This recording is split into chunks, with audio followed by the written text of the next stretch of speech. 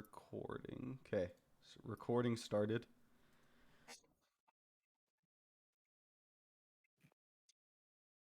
All right. Can you guys see my screen okay? Yeah. Yeah. Let me just turn you guys up a little bit. Okay. So the last few times I've coached individuals and a couple teams, one of the recurring questions they get me when I go over fundamentals is like, what makes you act on your like what how do you get instinct basically, right? Like I think you hear it a lot in pro play too when people are casting and they're like, this player has killer instinct. And I think a big part of that comes from the byproduct of being aware of consequences. So I think it's just an important thing to talk about, not only just in league but life in general. So that's kind of the topic of today. Anybody like to chime in what consequences means to them? Punishing plays, misplays. Just consequences in general. Like what is a consequence? What is a consequence? Yeah. I feel like that's a loaded question. The It's like result of some philosophical. action. Yeah, the result of some action. Okay. Anybody else? Any takers? I like that answer. I would say it's like usually an undesired result. Okay, fair. Everybody satisfied with those answers? Yeah. I like it. All right. So to that point, consequences typically, yeah, they have a negative connotation to them. However, especially in league, there's three consequences. There's positive consequences, negative consequences, and neutral consequences. Every action you take in league, every click you make has a consequence associated with it. The advantage to understanding consequences is that the more you think about the consequences of your action, the more informed you are, which can make you react quicker, think smarter overall. And on top of all else, when you're reviewing your games, you can think back about what were the consequences of this action. And once you realize that there was a bad consequence because of an action that seemed okay, that's where your mistake lies. So it's really important.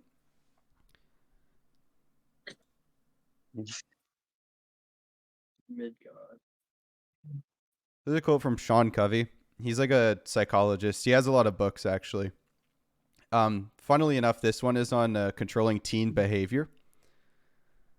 But I think it's pretty touching in general. We are free to choose our paths, but we can't choose the consequences that come with them.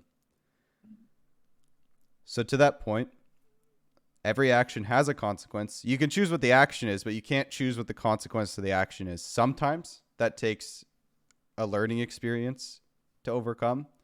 Or if you've already had the learning experience, that means you need to alter your actions to get the desired consequence.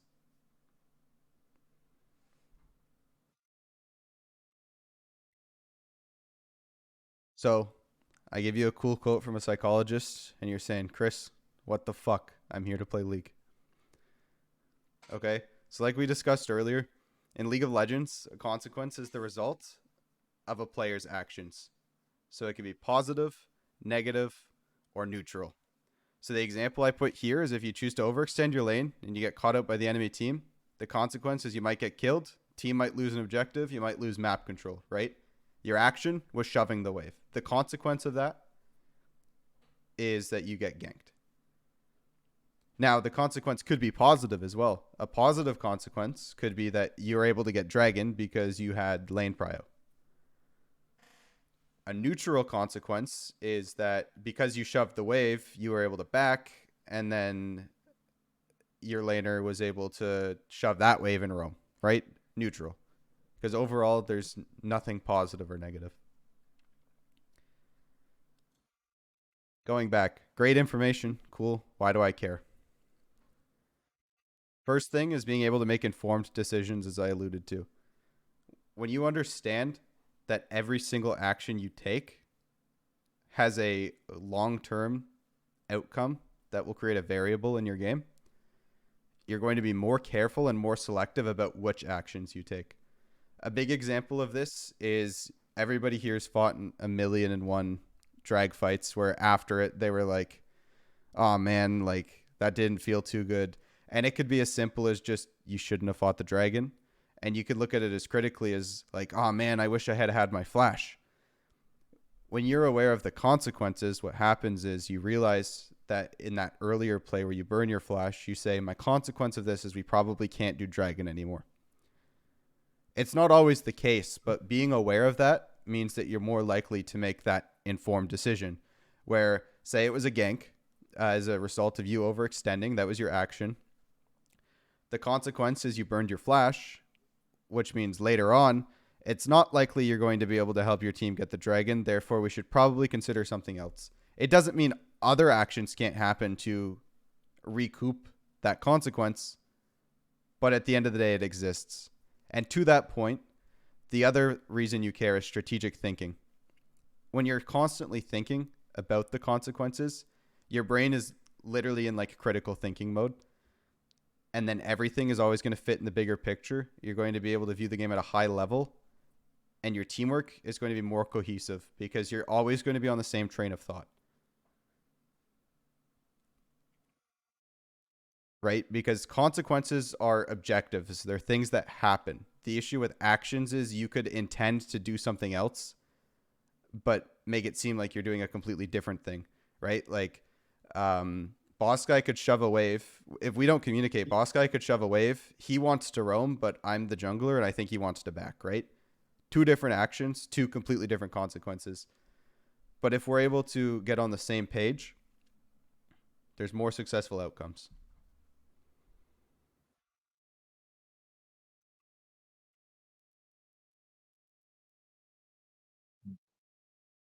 So again, just some more examples of consequences. So positive example, you choose to trade with your laner instead of last hitting the minion.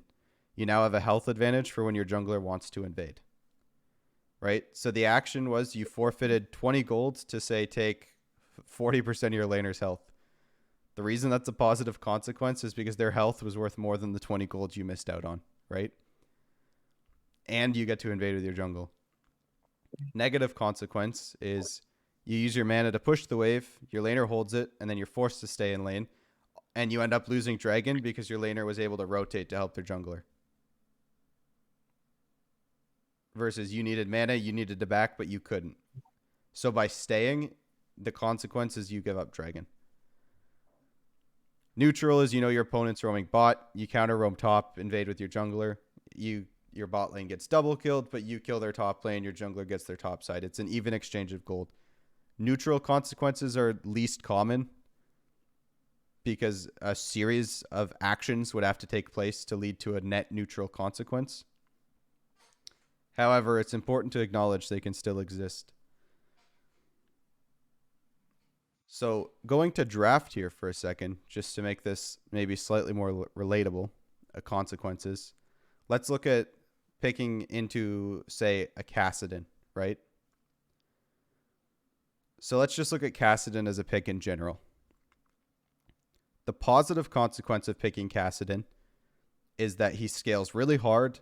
He has 1v9 potential, and if left untouched, it doesn't matter what team comp he's in, he can just take over a game, right?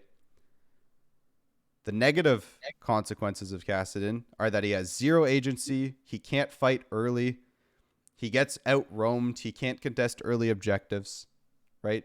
Stuff like that. Neutral consequences of picking Kassadin would be like lane states are relatively even against AP. There aren't a whole lot of matchups that shit on Kassadin, barring AD.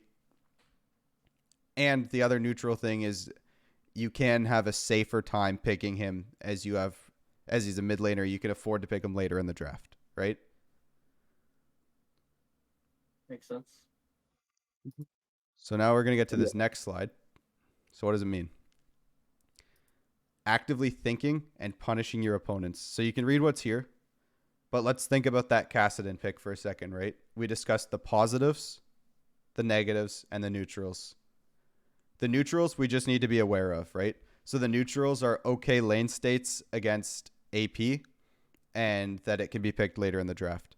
So we don't necessarily have to acknowledge those directly. We just have to be aware. So things like, let's not hyper early pick our mids to give them too much time to come up with something like that pick, right? And let's consider going towards an AD direction or something with incredible prio so that we know that we can punish that down, right?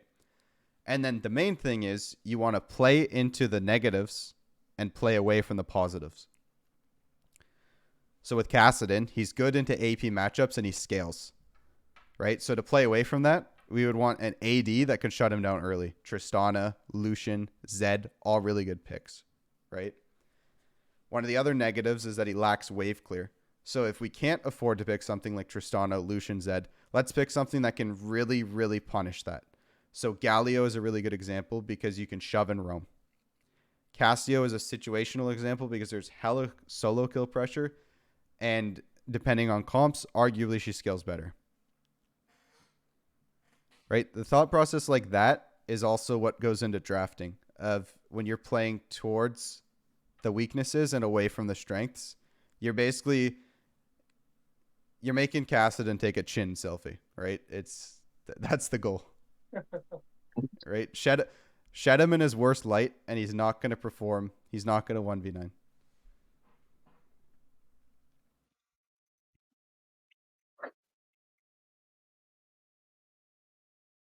Just a little conclusion I wrote. Being aware of your actions, your opponent's actions, and the consequences will both make you a better player and also somebody who's forward thinking. Once you're constantly forward thinking, this whole consequences thing, it's going to be an afterthought. It feels kind of cringe and weird to like constantly be thinking like, well, what are the consequences of my actions? But after a while, it just becomes second nature, and it's just, can I do this or can I not do this? And you're going to tell yourself like, what would Zelius from 3 minutes be thinking? Like 3 minutes from now. And then that's kind of how you judge the consequences. Plus pregame assessments.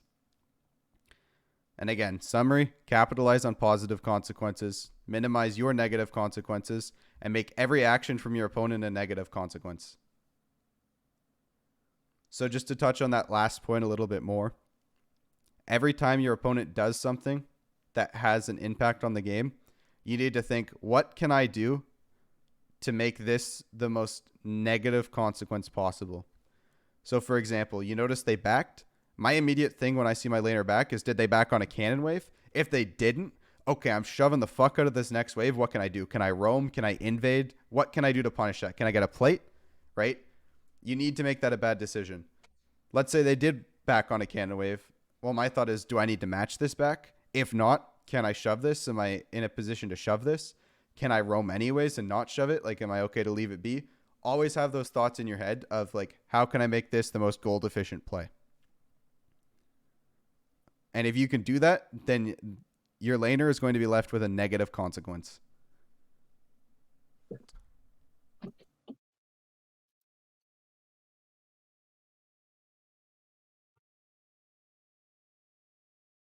Holy. Fuck, man. You're running me out of money.